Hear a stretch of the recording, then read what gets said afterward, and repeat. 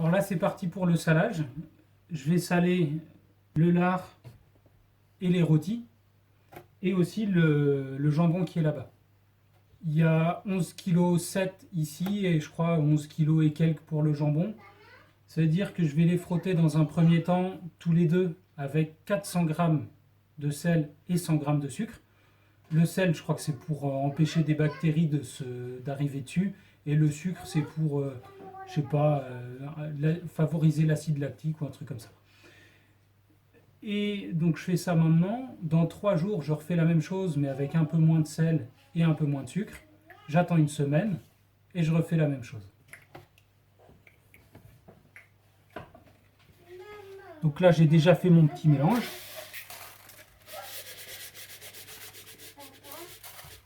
Qu'est-ce qu'il y a? Tu veux aller là? Tu voulais te mettre là? Pourquoi tu voulais te mettre là? T'es contente de te voir? Donc l'idée, c'est de frotter vraiment partout, surtout dans tous les petits trous qu'il peut y avoir à droite à gauche.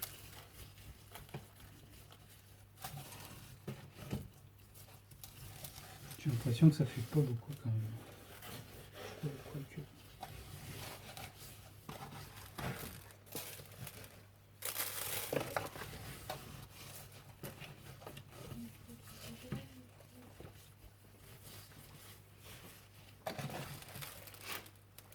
Alors je dis ce qu'il faut faire, mais je suis pas un pro du tout. Je garantis rien si vous essayez de faire la même chose. Hein. Tu garantis quelque chose, toi? Non. Non, ouais, t'as raison. Je ferais pareil à ta place. Maman, le Jonathan, il est venu à pied. Il est venu à pied. Celui-là, à la maison. Celui-là.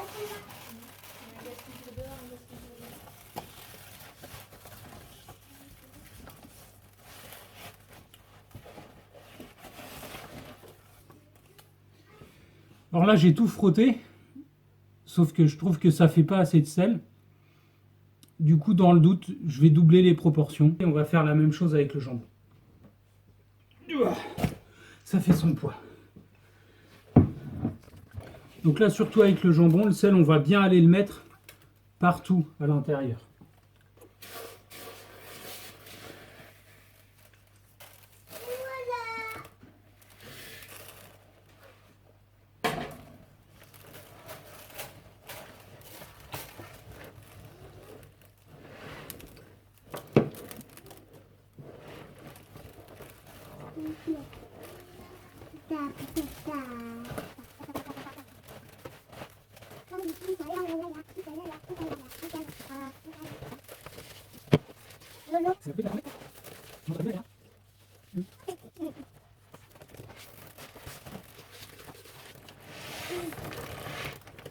Qu'est-ce que tu as fait?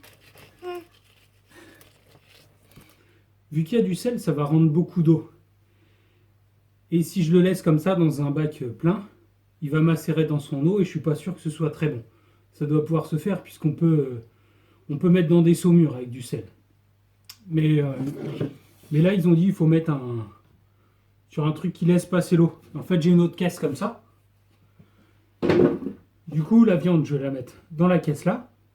Et je vais poser la caisse dessus.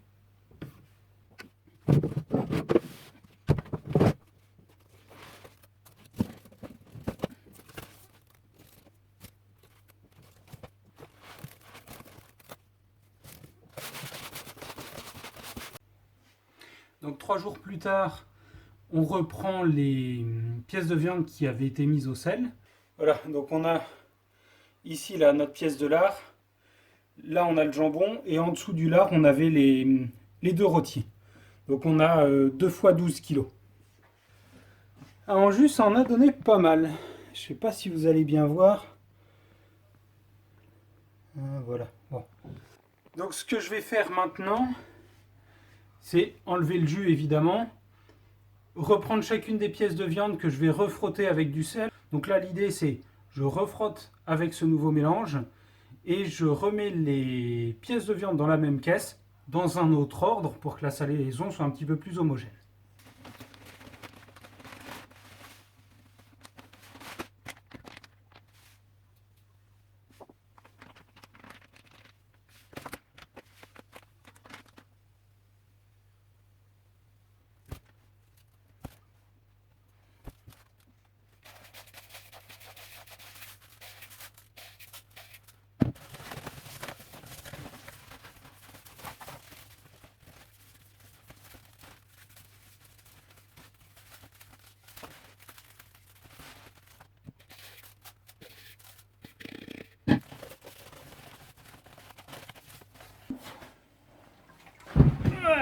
de l'eau.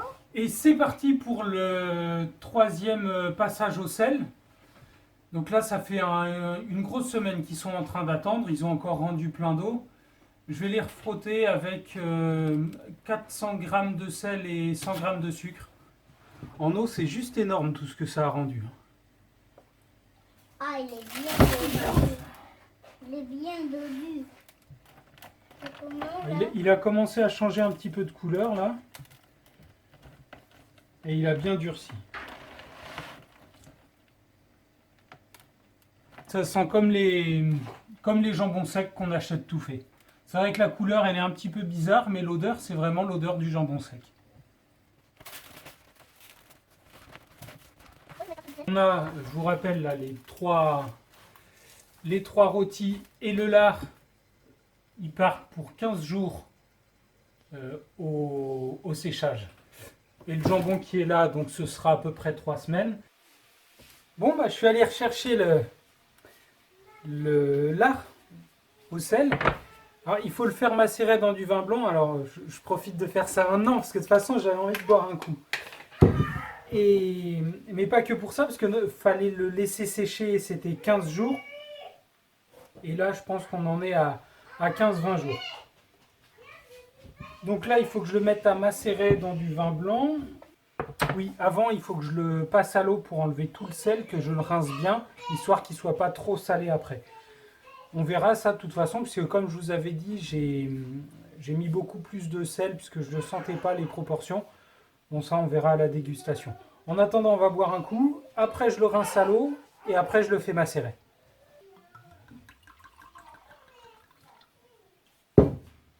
À la vôtre.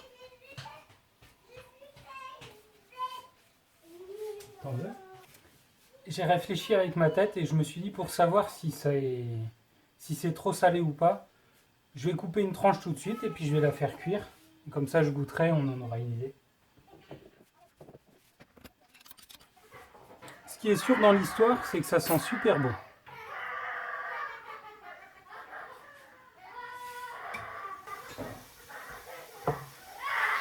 Et puis cru, c'est peut-être bon aussi. Alors le bout que je viens de manger, il est effectivement trop salé.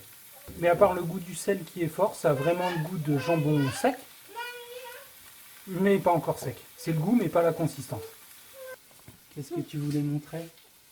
Il y a trop de sel. C'est bon, mais ça arrache la gueule, il y a trop de sel.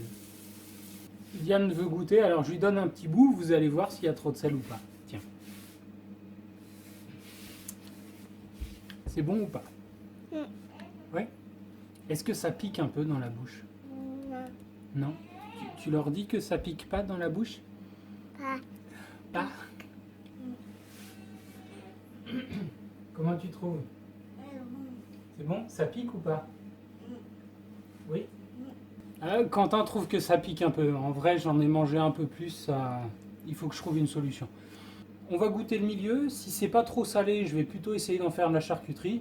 Si c'est trop salé, on le met de côté. On s'en servira pour justement faire des plats en conserve tout simplement, dans lequel on mettra soit moins de sel, soit pas du tout. Enfin, il me dit que ça pique trop, mais il est quand même en train de bouffer les autres morceaux. On sent plus trop le sel. Est-ce que c'est parce que c'est le milieu ou est-ce que c'est parce qu'on a bouffé des trucs bien salés avant? Je sais pas. Il y a un des deux morceaux que je vais mettre à macérer dans le vin. Et après, je pense que je le roulerai pour essayer de faire une charcuterie du genre pancetta. Je dis du genre parce que les recettes, vous savez, je m'en fous un peu, j'improvise tout le temps. Et l'autre moitié du lard, je vais la mettre à fumer, tout simplement.